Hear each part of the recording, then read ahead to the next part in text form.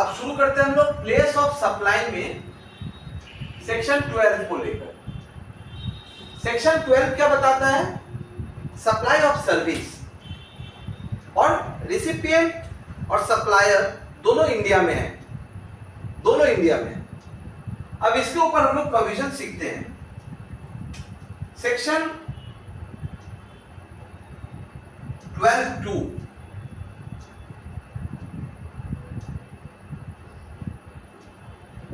ये general provision है।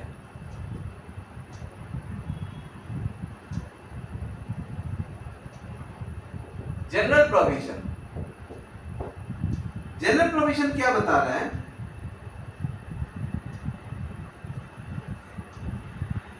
Supply आप दो जन को कर सकते हैं। देखिए, एक रजिस्टर्ड पर्सन को और एक अनरजिस्टर्ड पर्सन को।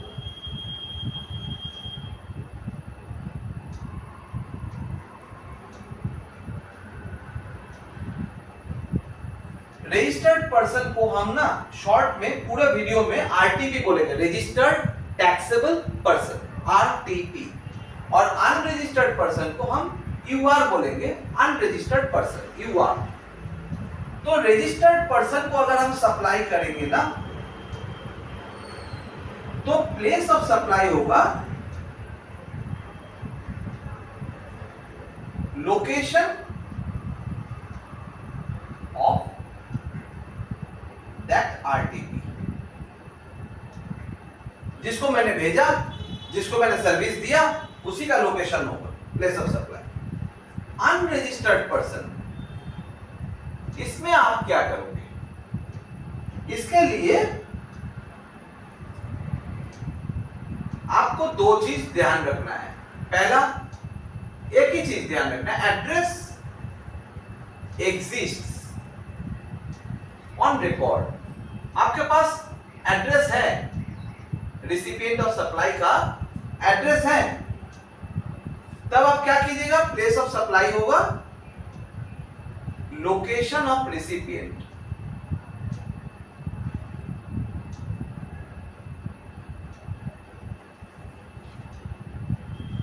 और आपके पास एड्रेस है ही नहीं, address does not exist on record. आपके रिकॉर्ड में उसका एड्रेस है नहीं, तो प्लेस ऑफ सप्लाई हो जाएगा लोकेशन ऑफ सप्लायर।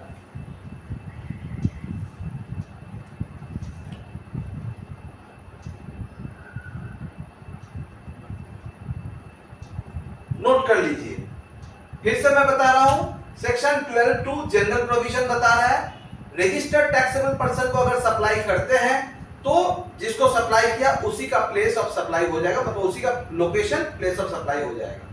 अगर वो अनरजिस्टर्ड पर्सन को सप्लाई करते हैं तो आप देखिए सप्लायर के पास रिकॉर्ड में उसका एड्रेस है कि नहीं। अगर एड्रेस है तो वो एड्रेस को पकड़ लीजिए प्लेस ऑफ सप्लाई। अगर एड्रेस नहीं है तो जो सप्लाई कर रहा है उसी का लोकेशन को आप प्लेस ऑफ सप्लाई मान लीजिए। अब चलिए एग्जाम्पल सीखते हैं।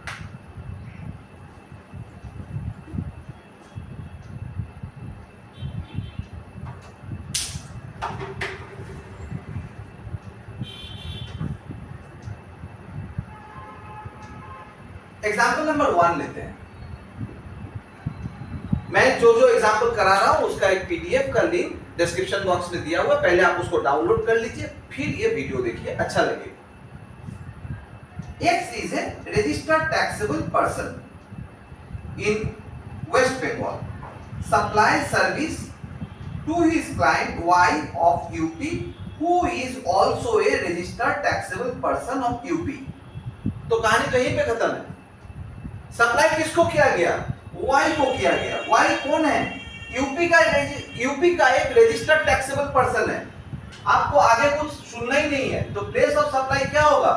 यूपी हो जाएगा, खत्म। एग्जाम्पल 2,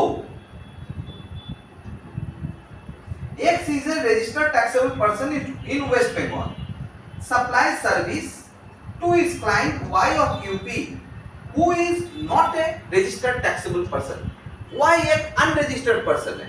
तो यहाँ पे हम लोग क्या देखना है, जरा रिकॉर्ड तो देखो उसमें Y का एड्रेस है या नहीं है। अगर है तो वही लोकेशन को पकड़ लो, प्लेस ऑफ सप्लाई देखते हैं। But his address is found, तो अगर उसका एड्रेस पता चल जाता है ऑन रिकॉर्ड तो इसका मतलब Y यूपी का है, तो place of supply simply UP का ही हो जाएगा। Example number 3, X is a registered taxable person in West Bengal, supplies service to his client Y of UP, who is not a RTP, unregistered है। Address है कि नहीं पहले ये देख लो अपने पास। And his address does not exist, address पता ही नहीं चल रहा है। तब क्या करेंगे, सप्लायर को पकड़ो। सप्लायर कहाँ का है, वेस्ट बंगाल का है, तो place of supply West Bengal माना जाएगा। सेक्शन 12 का ये जनरल प्रोविजन हो गया।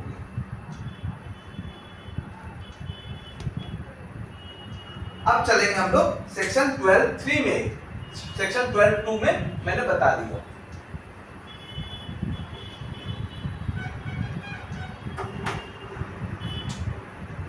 सेक्शन 12 का 3,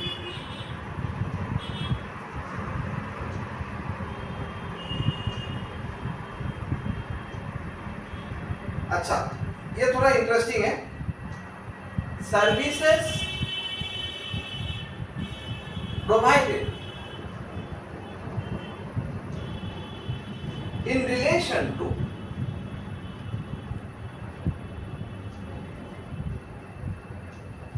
immovable property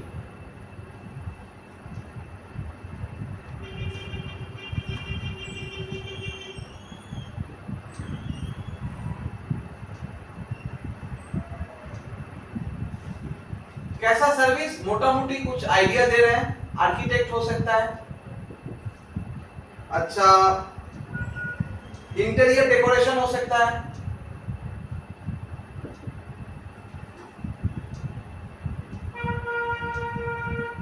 इसी तरह का कुछ होता रहेगा। अच्छा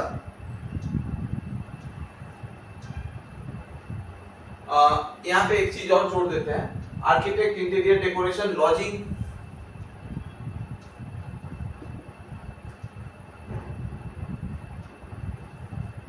कहां पे हो सकता है, in hotel, house boat, vessel etcetera. अगर ऐसा जगह में सर्विस दिया जाता है, होटल में, हाउस बोट में, वेसल में, किस तरह का सर्विस, आर्किटेक्ट, इंटीरियर डेकोरेशन, तो आपका प्लेस ऑफ सप्लाई क्या माना जाएगा, location of immovable property.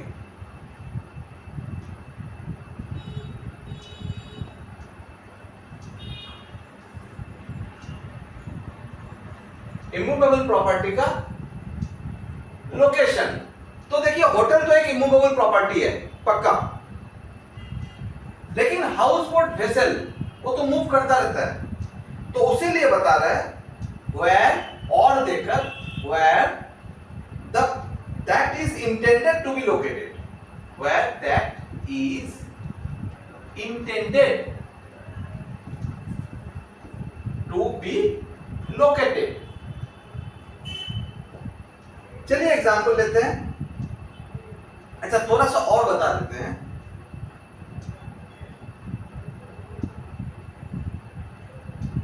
If location of immovable property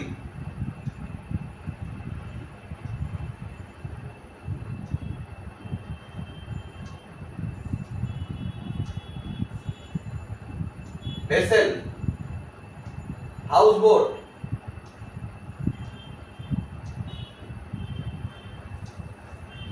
is outside India,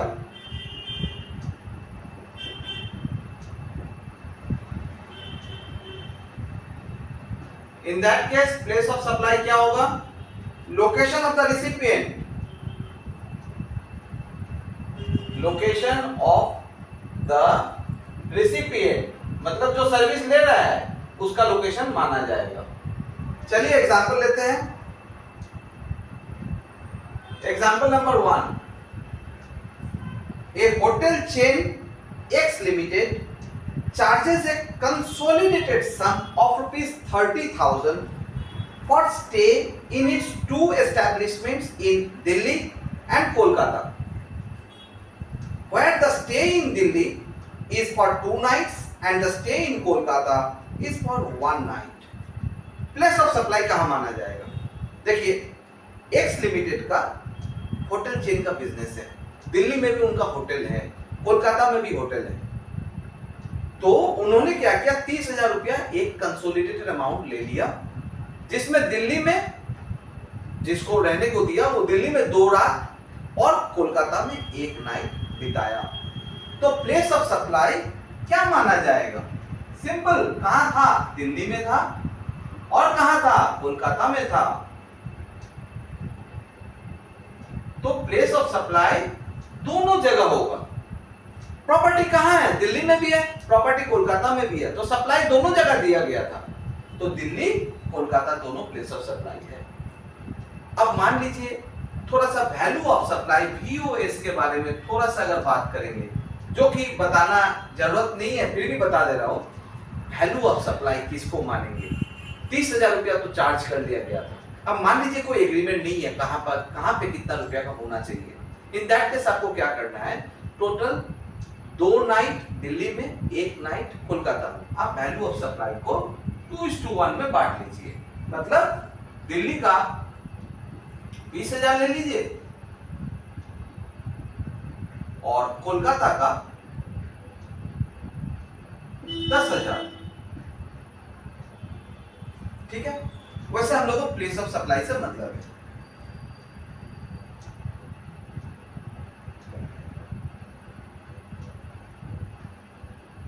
अच्छा, और एक सम लेते हैं।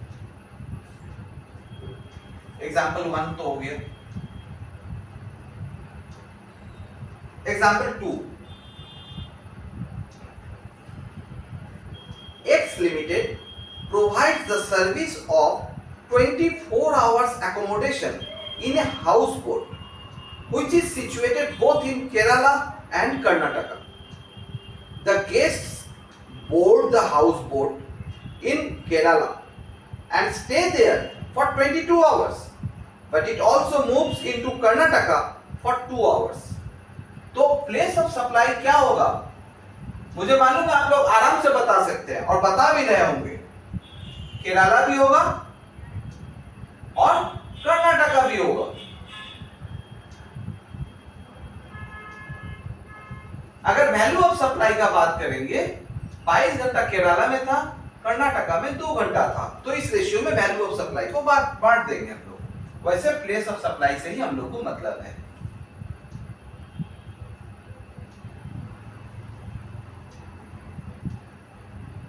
अब एग्जाम्पल 3 में चलते हैं। Example 3, X limited of Mumbai hires Y for interior decoration of its office in USA। X Mumbai में रहता है, Y को बोला कि तुम इंटीरियर डेकोरेशन कर दो मेरा ऑफिस का। ऑफिस कहां है? USA में। तो मैंने क्या बताया था, if location of immovable property vessel house boat is outside India, USA में हो गया ना, तब प्लेस ऑफ सप्लाई क्या मानेंगे? Location of the recipient. Recipient of service कौन है? एक्स है। एक्स कहां पे रहता है? मुंबई में। तो प्लेस ऑफ सप्लाई हो गया मुंबई, मतलब महाराष्ट्र। क्लियर? तो सेक्शन 12(3) मैंने डिस्कस कर दिया। अब हम लोग 12(4) में जाएंगे।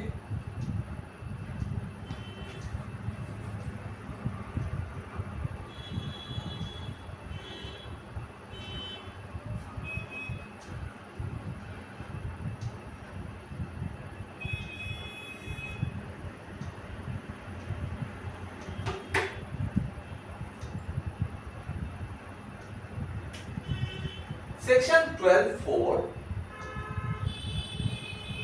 कुछ सर्विसेज के बारे में बता रहा है। जैसे मान लीजिए restaurant, catering,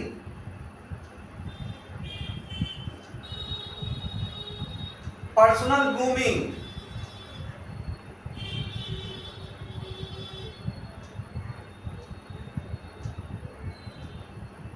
fitness, beauty treatment, बहुत सारा लिस्ट है यहाँ पे। हाँ, हेल्थ सर्विस भी है। प्लेस ऑफ सप्लाई क्या होगा मालूम है? वह services are actually performed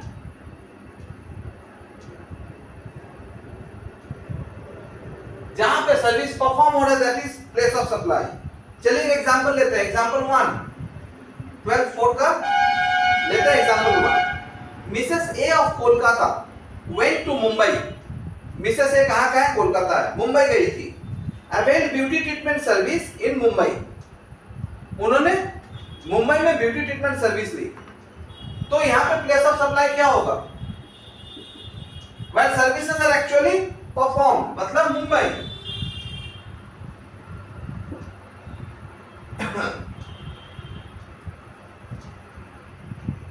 section 12(4) complete.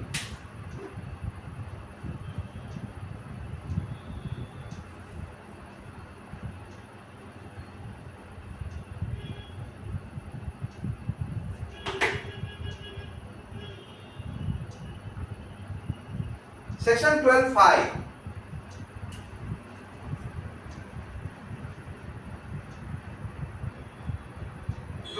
किसको लेकर बात करता है?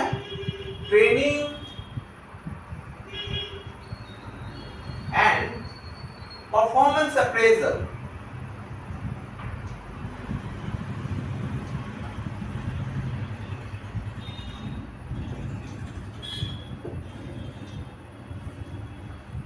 ये जो सर्विस है,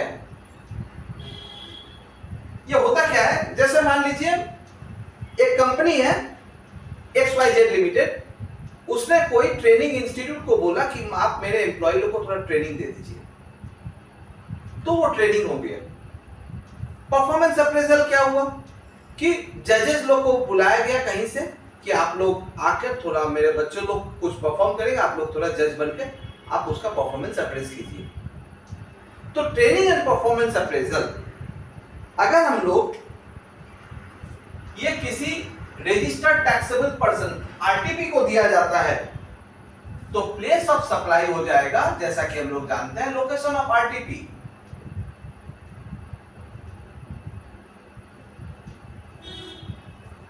और ये अगर अदर्स को दिया जाता है, आरटीपी नहीं किसी और को, अनरजिस्टर्ड को, तो प्लेस ऑफ सप्लाई होगा location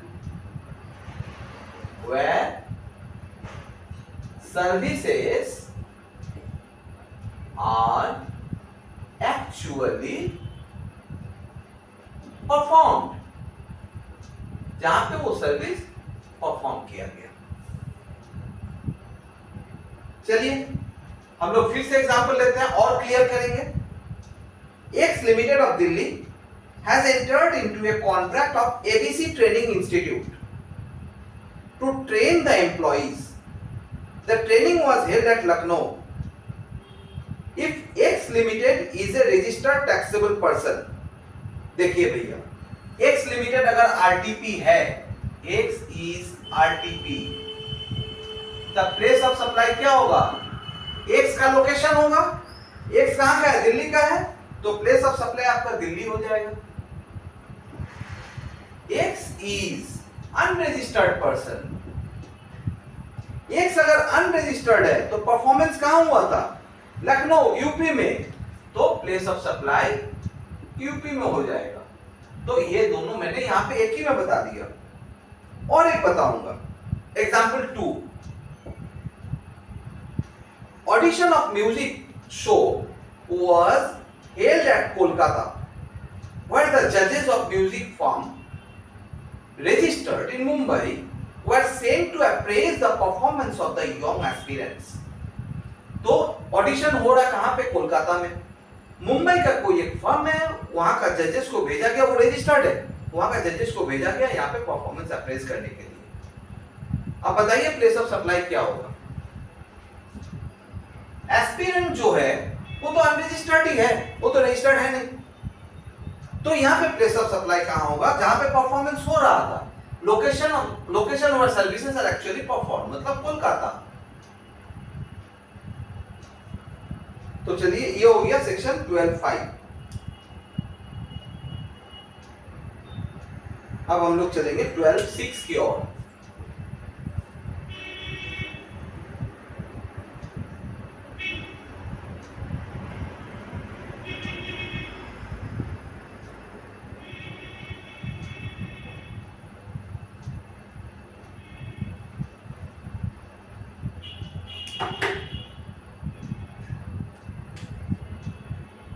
Section 12(6).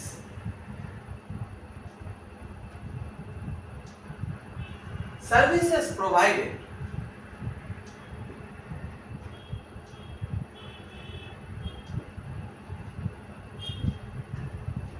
by way of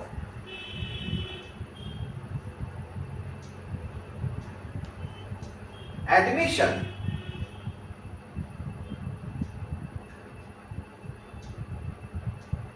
to a cultural event,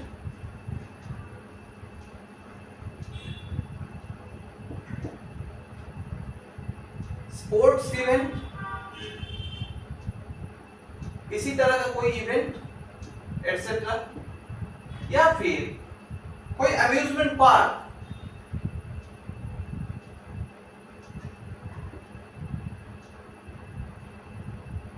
तो यहां पे प्लेस ऑफ सप्लाई क्या माना जाएगा? Where the events are held.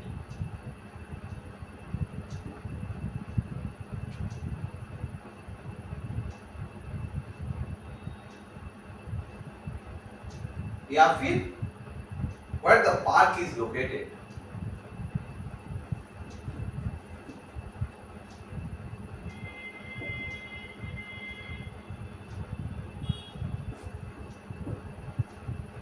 ठीक है, चलिए एक छोटा सा एग्जांपल है उसको भी ले लेते हैं। Example 1, X of Kolkata purchased online ticket for an amusement park in Hyderabad. Place of supply park कहां पे? हैदराबाद में, तो हैदराबाद ले लीजिए। हो गया section 12(6).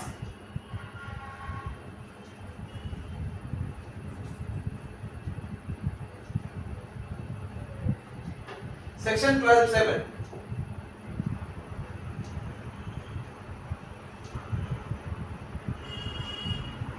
Services provided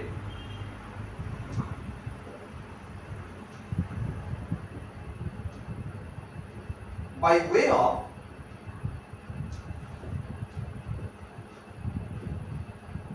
organization of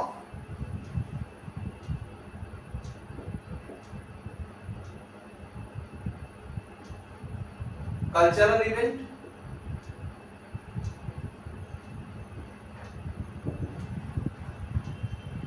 social event, etc.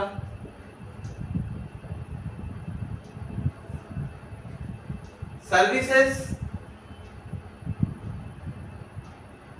ancillary to above, मतलब इससे रिलेटेड सर्विस, और assigning of sponsorship to such event, assigning of sponsorship to such event।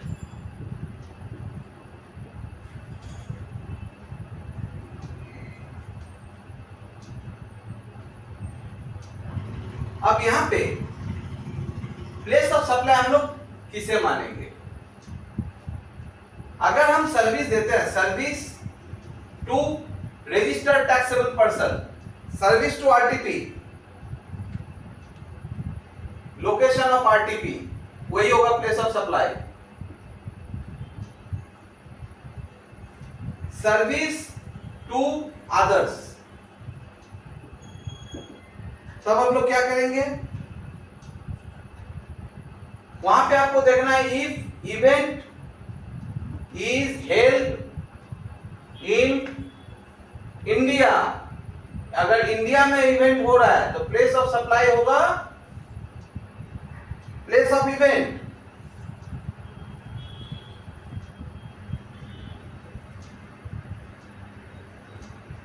और event if event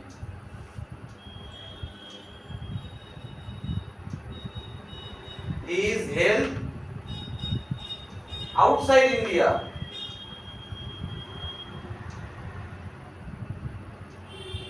the place of supply होगा location of recipient,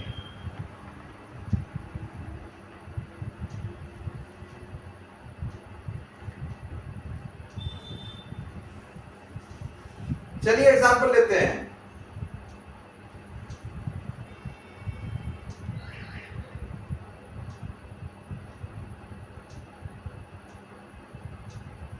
example 1, एक से RTP in Delhi host से fashion show at Canada, X receives the services of A limited of Mumbai for organising the event. तो A ने किसको service दिया, x को दिया। एक्स क्या है, आरटीपी है, तो रजिस्टर्ड टैक्सेबल पर्सन के लिए लोकेशन ऑफ आरटीपी मतलब प्लेस ऑफ सप्लाई दिल्ली हो गया।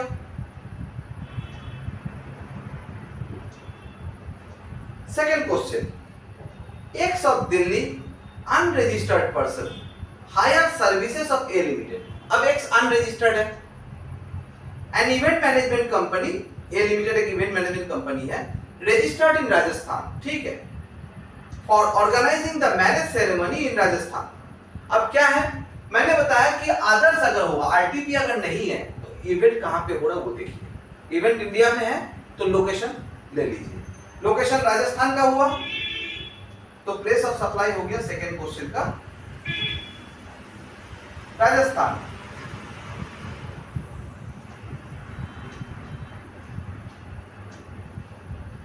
थर्ड क्वेश्चन,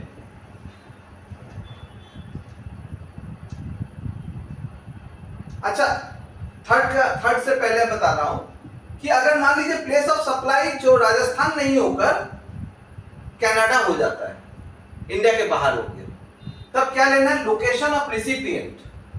तो एक्स कहां का है, एक्स दिल्ली का है, तो आपको पीओएस उस समय दिल्ली का लेना पड़ेगा।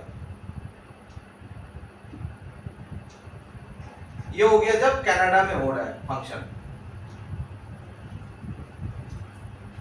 एग्जाम्पल 3, सप्लाई ऑफ सर्विस, नहीं ये हो गया, ये एक्चुअली ये एग्जाम्पल 3 होगा। एग्जाम्पल 3, एक्स दिल्ली का है और शादी कनाडा में हो रहा है तो रिसिपिएंट दिल्ली का हो गया। ये हो गया place of supply, location of recipient X. अब हम लोग चलेंगे 12.8।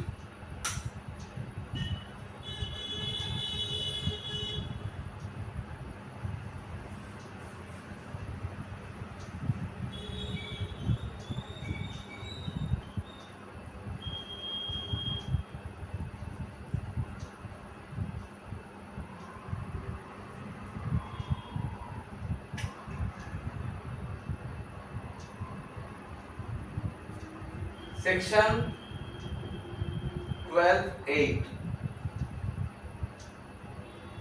Transportation of goods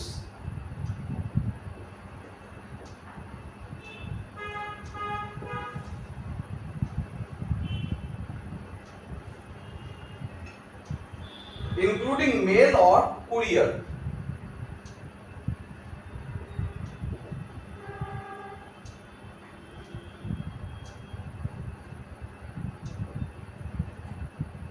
to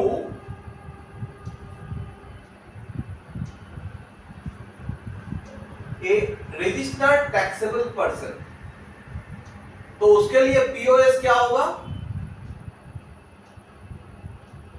location of RTP. ये हमेशा यही होता है, और उसके बाद अदर्स के लिए, मतलब जो अनरजिस्टर्ड है, उनके लिए पीओएस क्या माना जाएगा? Location at which the goods are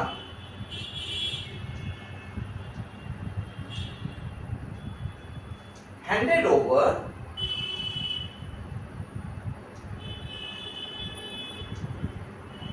for their transportation. मतलब जिस जगह पे वो गुड्स को हैंड ओवर किया गया कि भैया इसको ट्रांसपोर्ट कर दो, वो हो गया उसका पीओएस अदर्स के लिए। और अगर ट्रांसपोर्टेशन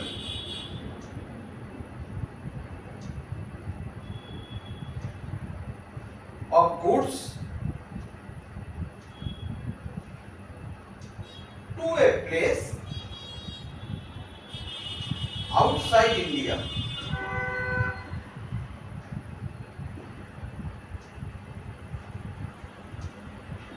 तो पीओएस होगा place of destination of such goods.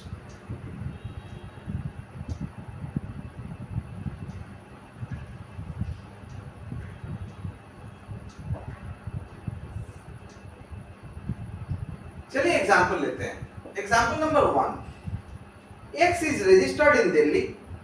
It sends courier to Mumbai through ABC courier. तो आपको ये देखना नहीं है प्लेस ऑफ सप्लाई क्या होगा। X रजिस्टर्ड पर्सन है तो दिल्ली हो गया ना, खत्म। Example 2, X is an unregistered person. Unregistered होगा तो गुड्स जिस जगह पे हैंड ओवर किया जाएगा कि भैया ये आप ले लो, ये वहां पे भेज देना, किस जगह पे हैंड ओवर हो रहा है। तो X is an unregistered person of Delhi sends a courier from Mumbai to Kolkata. Mumbai से कोलकाता भेजने के लिए कुरियर दिया गया while he was on trip to Mumbai. तो मतलब कुरियर के लिए डॉक्यूमेंट कहां दिया गया? मुंबई में दिया गया, तो इसका प्लेस ऑफ सप्लाई मुंबई हो गया, सिंपल, क्योंकि X अनरजिस्टर्ड है। Example number 3, X is a RTP, registered taxable person in West Bengal. ठीक है, it sends goods through vessel to its customer in London through ABC shipping company. तो जब बाहर जा रहा है गुड्स आउटसाइड इंडिया, तब place of destination of such goods, तो यहाँ पे पीओएस लंदन हो गया। चलिए 12(8) भी खत्म हो गया। अब आएंगे हम लोग 12(9) में।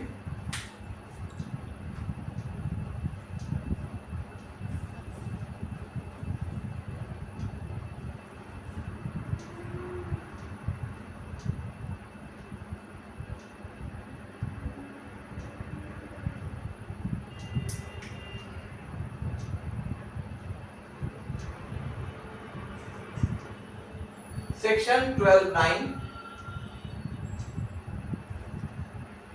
Passenger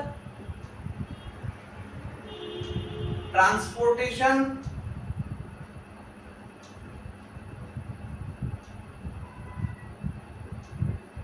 services to a registered taxable person, तो पीओएस होगा location of RTP,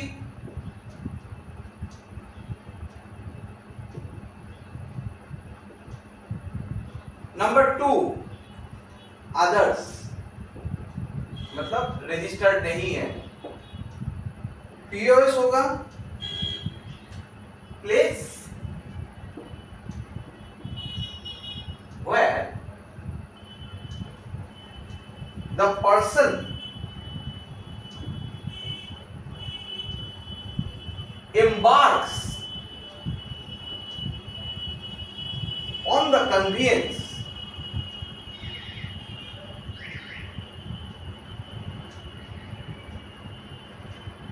for a continuous journey.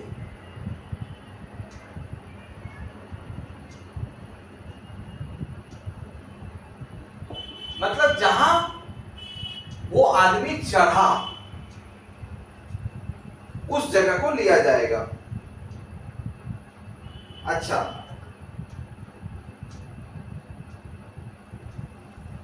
एक नोट है where the right to passage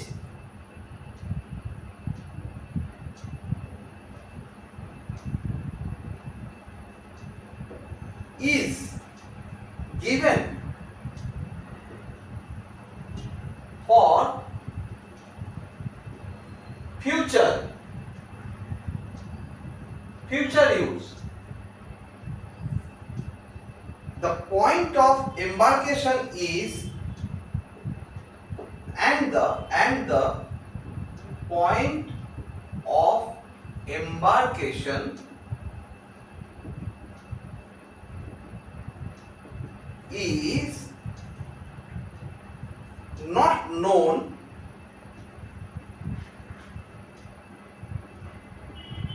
at the time of issue of right to passage.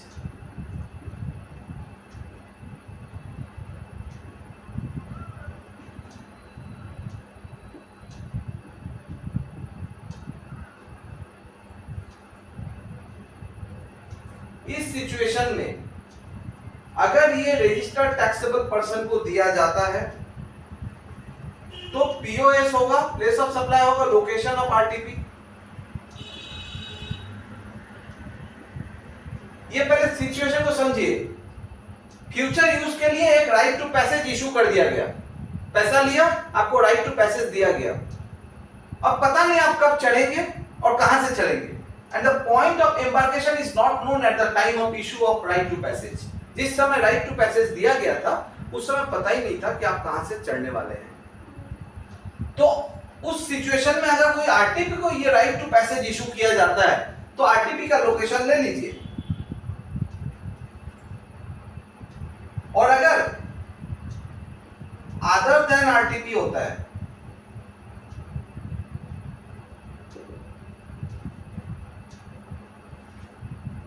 तो वहां पे देखिए वेयर द एड्रेस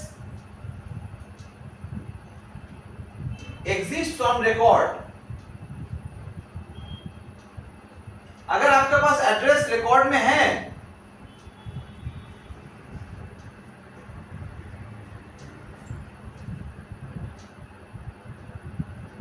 तो POS होगा लोकेशन ऑफ द रिसिपिएंट।